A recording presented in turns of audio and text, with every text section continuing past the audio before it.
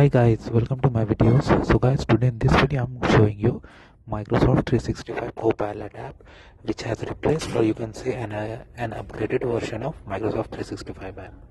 So before I proceed further, if you have not already subscribed to my channel, please go subscribe right now.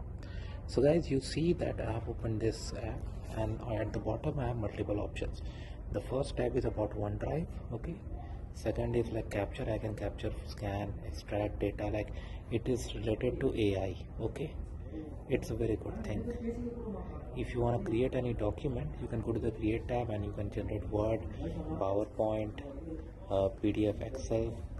And in the apps tab you have so many things, like you can you have Copilot chat, PDF tools, and Microsoft 365 or Office 365 tools too, like Teams, Outlook, Stream, Whiteboard, List, Planner. So many such things are there. Okay, some of them I have installed, so you can see open option. Some of them I have not installed, so it's like install option. So this is like one place where all the data and all the apps are stored. So this is a really good app, and the more you use, more familiar you will become. So that's it guys. Thanks for watching this video guys. Please subscribe to the channel. Thank you.